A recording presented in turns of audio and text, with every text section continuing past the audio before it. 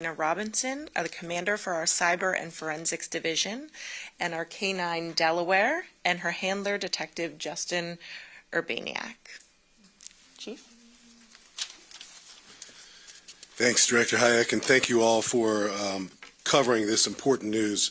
I think one of the most important things a society can do, a school system can do, a government can do, and certainly public safety and police can do, is to protect our innocent children against predatory criminal adults who prey on their vulnerabilities. So when we conducted Operation ADC Express 2, and ADC stands for Adult Detention Center Express 2, and the reason why it's 2 is because we conducted a similar operation last year. We hoped we wouldn't find any predators out there who would intentionally interact with our undercover detectives posing as children. We hoped no one would take it. We hoped no one was out there, and we hoped that no one would interact with our undercover detectives, but they did. So you're going to hear from Deputy Chief Corey today about 10 adults ranging in age from 22 to 44 who committed felony crimes because they intentionally interacted with persons they believed to be children. In this case, 13 and 14-year-old boys and girls were portrayed by our undercover detectives, and they intentionally met with the undercover detectives for the purpose of committing an illegal sex act with a minor. That's a serious felony in Virginia, as it should be. We take it very seriously, and I'm sad to report the success of our operation. But I'm also satisfied that 10 predators are in jail this holiday season.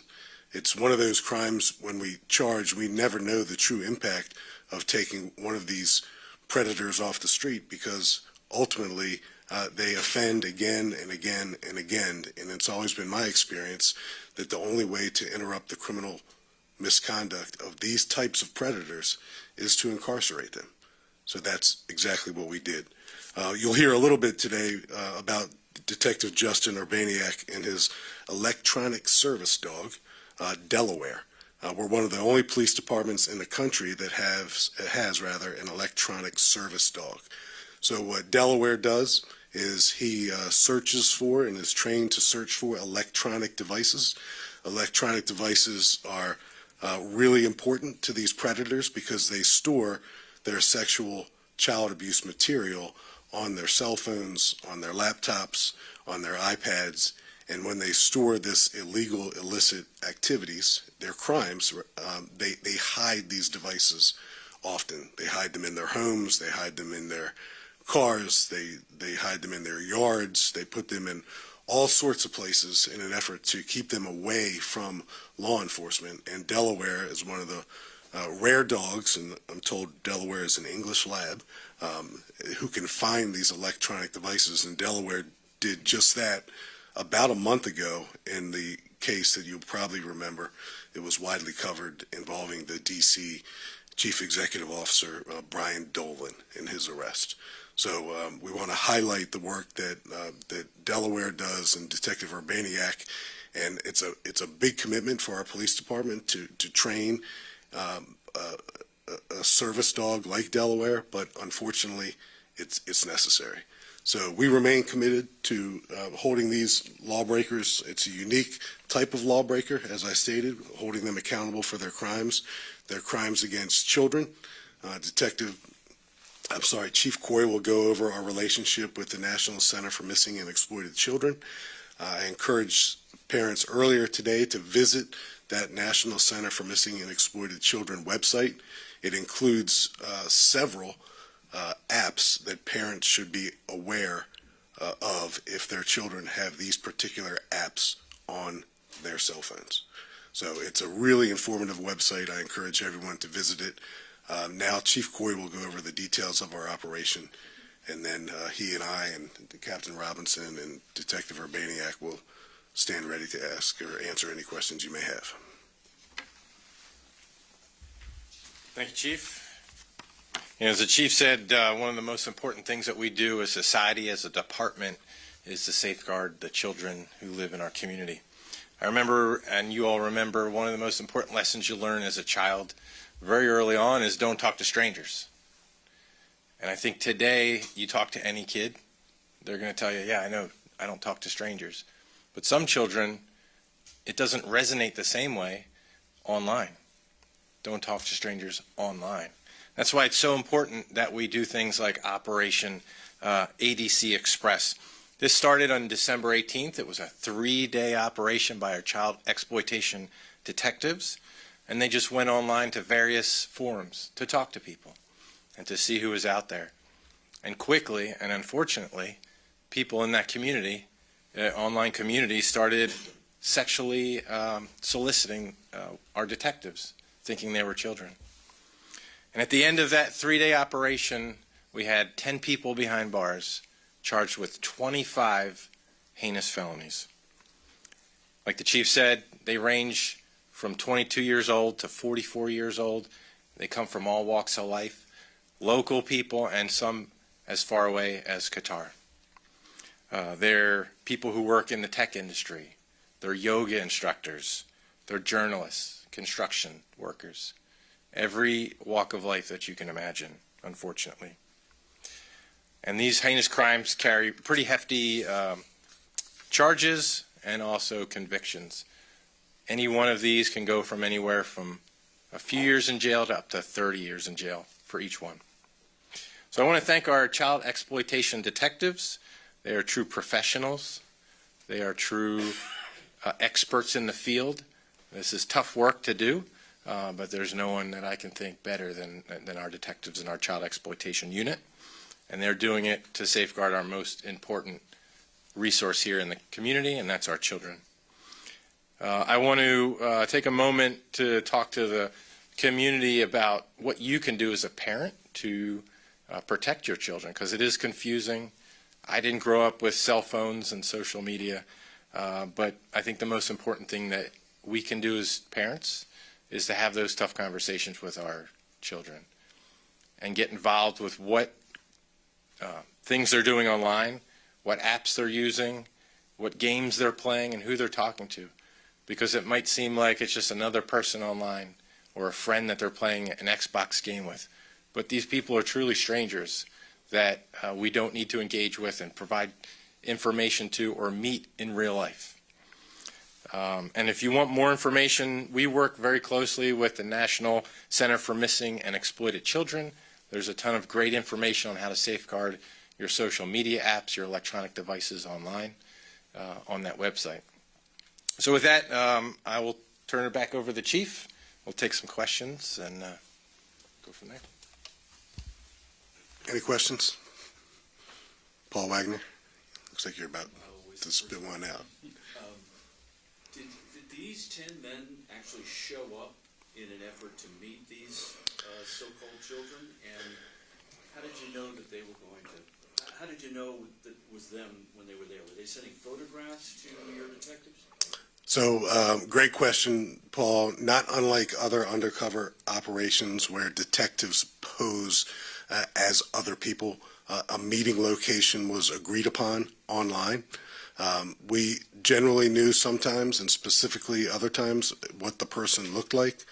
And we had a surveillance team set up at the agreed upon location, the meeting location. And in each and every case, we safely took the suspects into custody. Of the 10, one was armed with a firearm. The rest were not armed. Several of the defendants have similar criminal histories. But each and every case, we were able to identify the person who agreed to meet our undercover detective posing as a child at a location in Fairfax County. And each and every time, we took that person into custody. And was the location picked by the detective? So when they interact with each other, they can see online how close they are to each other. So they pick a location nearby, and without disclosing the exact location, because sometimes we agree to meet suspects near places of business, and I certainly wouldn't want to name those places of business that might be next to an adjacent parking lot. But we pick a familiar public space, and that's where the meeting typically takes place. And in this particular operation, that's where all the takedowns took place as well. I'll say this, the detectives shared with me, because I find this fascinating work that they do, and it's very difficult work. The vast majority of these grown men who are really sick criminals broke down in tears.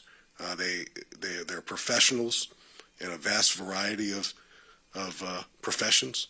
A lot of them have wives, children, families, and now their lives as they knew them are over. But the life of a child that they either plan to prey upon or would later prey upon are saved. So it's tough work that these detectives do. And if you can catch 10 in 3 days, what does it say about the rest of the time? Yeah, fish in a barrel. So fish in a barrel. Our detectives are really careful during the operation to represent themselves as children. There's no gotcha game associated with this at all. The pictures that our detectives share with these predators are images of 13, 14-year-old children, and they go an extra step and tell these defendants, I am a child, I am 13, I am 14. So there's no guesswork associated with this. They're airtight cases and investigations. I imagine a lot of these defendants will plea, and hopefully some will enjoy some mandatory sentences. And do you feel fairly confident that they may have interacted with minors before? This isn't the first. Well, just looking at the criminal histories associated with some of them, and I'm sure you guys have the capacity to look into those criminal histories as well, Matt. You'll see that some have, been before our criminal justice system in the past for similar charges, and again, they're offending again. So the work remains in front of us. These operations will increase in 2024. It's the right thing to do for our families and for our children. And as Paul said, we could have another 3-day operation starting this afternoon and probably get the same results. But we do it during the holiday season in particular because so many children are home from school. The parents still may be working or out of the house, so that leaves the child left to his or her own devices inside the home. And those apps that you saw that are displayed on the National Center for Missing and Exploiting Children's website are apps that all parents should pay attention to. There'll be a day and age when parents will be as familiar with these apps as their children. I'm not. I venture to say that a lot of parents still didn't grow up in this social media age, so there's a big gap between what parents know about social media and these apps and what children know. So we can't educate ourselves enough. Yes, sir. Yes, sir. This is a question for the captain, I guess. How long is the duration, would you say, on average, between one of these initial contacts is made and when you're actually there in the parking lot taking this person down?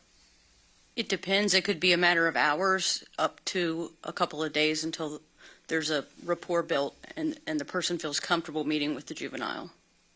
So it depends. But we're not talking like weeks or months or build-up, or this is quick. It's pretty spontaneous and very quick, yes.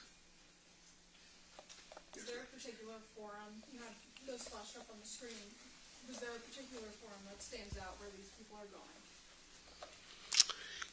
I don't know we want to identify a particular app or forum. I think the most responsible thing we can do is bring several to the attention of our community and ask parents to take advantage of websites like the National Center for Missing and Exploited Children and just simply be aware of what apps are on their children's phones. We've engaged these criminal defendants on more than one site in the past, so I don't know that one is necessarily more prevalent than the other. But they are able to see the proximity of each other while they're interacting.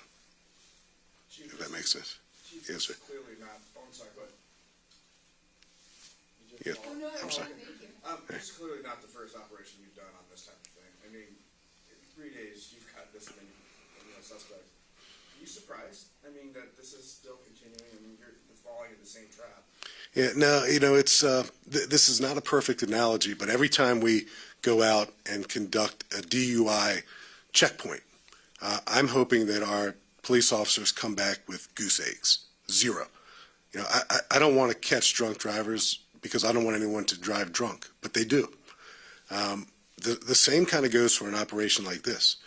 In spite of our best efforts to help educate the community, parents, we're really intentional about how we interact with these criminal suspects. We tell them we're children. We tell them our age. And yet, they still solicit sex acts with minors. I wish they didn't, but they do. And that's why one of our 2024 resolutions is to conduct more operations like Operation Adult Detention Center Express. The community can expect to see more of this in 2024 because our children deserve it. As a follow-up, and as a follow-up, you have a lot of tools at your disposal, and to have this beauty down here, I mean, how invaluable is to have a tool in that? It's, when we're dealing with the immediacy of an operation like this one, there are often follow-up search warrants at homes and businesses and motor vehicles. And, the detective was sharing with me, how often, in spite of our best efforts, patrol officers and detectives, we miss things. We miss that secreted burner phone with images of child sexual abuse material on it because, we just aren't used to finding them in the places where they're hidden. And to have a dog like Delaware is invaluable. And I think as you see years go by, more and more police departments locally and nationally will adopt electronic service dogs. They're a real important tool in our crime-fighting arsenal. Is she the only one you have, or are there others in this area? So I'm going to let the detective talk about it. So she's the newest version. I think we just retired one. So currently we do have two. Browser is our first electronic service dog, detention dog. He'll be retiring at the end of the month here, and then Delaware will be replacing him. And then there's a few within the capital region, I'll say. Would you consider this to be more the larger operation or the largest as far as cost? No, we looked at some previous operations just a couple of years ago, and there have been occasions where an operation like this has resulted in more arrests than the 10 that we're announcing today. But again, it's something, it takes a lot of investigative effort and coordination. You can imagine the personnel it takes to form arrest teams and surveillance teams, and it's important to do nonetheless. So we're going to do more of it in 2024. Yes, ma'am. Chief, just to go back on the platform question, because we grew up with an AOL chat, right? What should parents look out for in some of these platforms? Is it a popular profile that the kid might be following? They think it's someone. A little more detail there without. Yeah. So I'm going to pass the microphone because I don't even know what AOL chat is. So if one of you guys can help me out. Yes, I think it comes back to knowing who you're talking to. Online is just like in person. You wouldn't walk up to a complete stranger and just start talking about sex acts, right? And this is the same thing online. The opportunities on these platforms is just so great. And I think I've got two kids, teenagers at home, and one of the things that we don't allow them to do is take their phone to bed with them at night because that's the prime opportunity. There's no supervision. There's hours on end where they could potentially be going on various apps to talk to people that we're not aware of and we wouldn't know. So it's just having those conversations with your children about all the apps in general, and those include the gaming apps. When you're playing a video game online, there's chat opportunities there as well that some of these predators are aware of. So being aware of all these opportunities, looking on your children's phone, setting boundaries, using the parameters that each app has to limit who your children can talk to based on their age and what's appropriate. I apologize if I missed it, but was there an AI component to this investigation? No, this is detectives talking with people over different various platforms. Do you all have any concern? Have you seen now AI being used to try and trick these children as well? I mean, that's something that's always a concern that we have in a multitude of crimes, not just child exploitation. So it's something we are on the lookout for. It's kind of at the forefront of what it's capable of doing, but it's something we're aware of and we're always monitoring. I know guys mentioned the suspect from Qatar. He didn't travel here for the interaction. He was already here. As far as I know, he was already here. He just started engaging with our detectives. Do you know how many have had prior contact with the criminal justice system? And the chief had mentioned that this is not the first time they've done it. Yeah, unfortunately not, and that's something that is easily accessible to anyone using the court system. This is one of these crimes that I don't think you just fully engage with someone on the first attempt. Most of these people, they test the waters first, right? See where it'll get them, and they work up to the nerve to meet somebody in person. I would venture to guess that this is most people's, not their first go at it. But some of these suspects were arrested before? I'm sorry? Some of these suspects were arrested before? Yeah, so those type of queries are available online.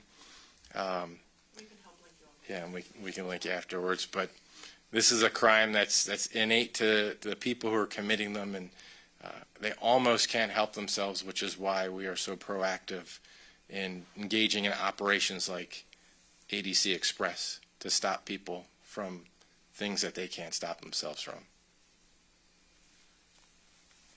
Chief, can I ask an off-topic question? It has to do with a case you were talking about this morning, apparently, about a 16-year-old who was Sure. to sexually assault an elderly woman. Sure, and Chantilly, and I'm happy to answer that, Paul, but just to kind of close the loop on the criminal history question, it's one of those topics that if we answer it proactively, we invite scrutiny. If we don't answer it, we invite scrutiny. So I'll say of the 10 defendants, several are known to the criminal justice system, and I'll let you all go from there.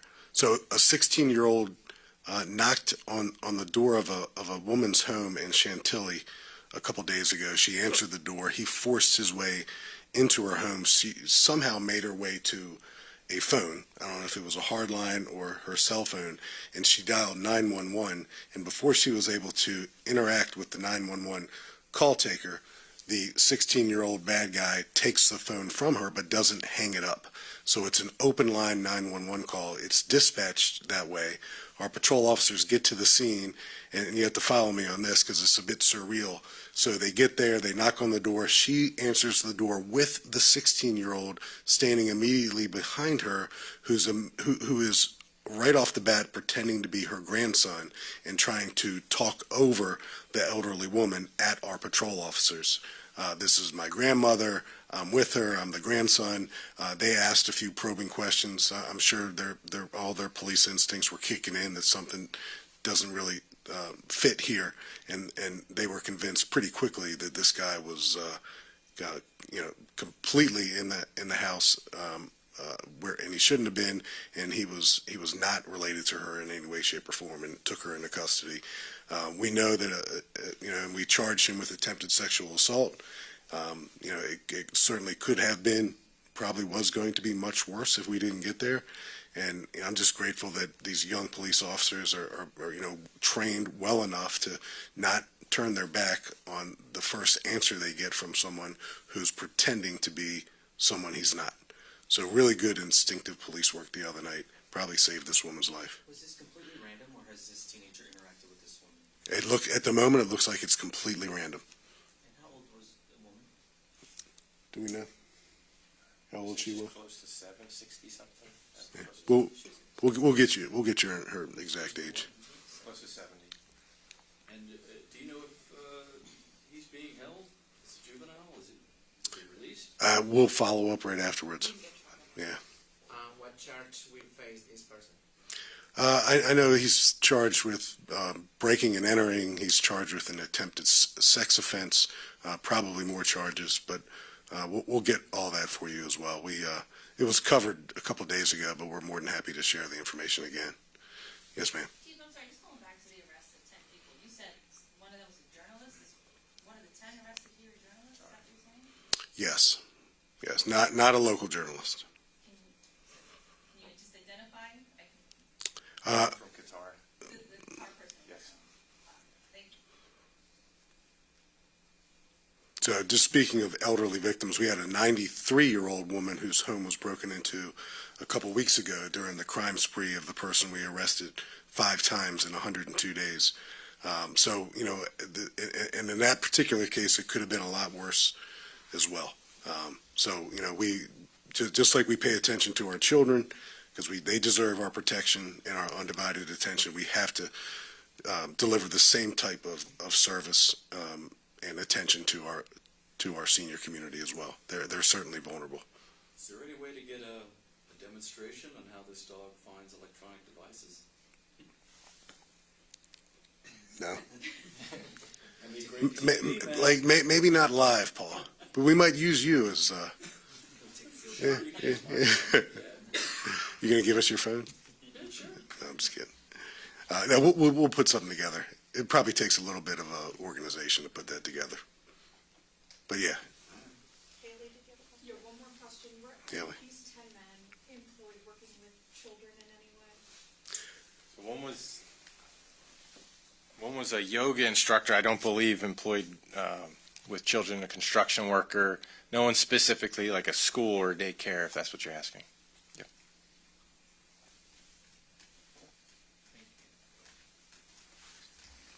Anyone else? So Delaware will stay for a moment. You can pet Delaware. I'd just like to see how he can do it, that's all. Yeah. Or she. She. She. Yeah.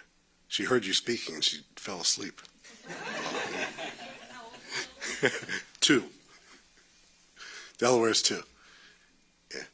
But so maybe you stay afterwards. Yeah. We figured when we introduced Delaware to this news conference that Delaware would quickly become the center of attention.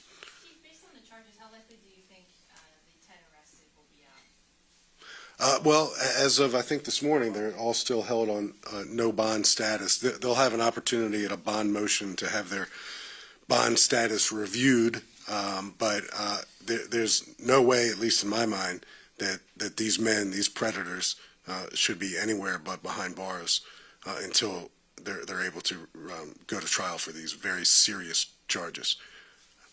Do you know the number of arrests by the Child Exploitation Unit this year? Compared to what previous year? Yeah, we'll get that for you. So I can tell you, you know, and Captain Robinson was just explaining to us before, earlier this morning, 2023 has been a very busy year with these types of crimes, cyber crimes as well. These detectives are tasked with investigating cyber crimes, child exploitation crimes. They're a really busy, small group of detectives who do a lot of great work for Fairfax County. And, you know, our relationships with other Northern Virginia agencies, in particular Prince William County, you know, we work together as a team. You know, these predators know no boundaries. They get online and they go to where their opportunities take them. So it's not, it's certainly not unique to Fairfax County. They will travel and commit these crimes, and we just have to be committed to hold them accountable. Why do you think that is 2023's been busier? I don't know. You know, it's we're still, I guess, post-COVID now. I think it's safe to say we're post-COVID, and you know, people are returning to work. They're returning to school. They're emerging from their homes, and maybe these types of meetings that, for one reason or another, just based on sheer availability of humans, is now kind of back to a pre-COVID level. So I can only imagine that might be part of it. I certainly don't know, but it's a concerning trend that we continue to see these predators victimize our children, and we're not going to rest until we hold all of them accountable. All right, thank you. You can hang. All right, thank you all so much for coming out. We are going to have this post on our blog along with the other cases we spoke about today, and these pictures if you need them, and I'll stay after for any questions. Thanks so much. And Delaware will be here.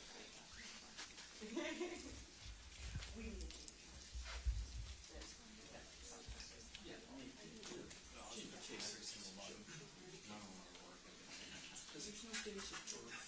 Right.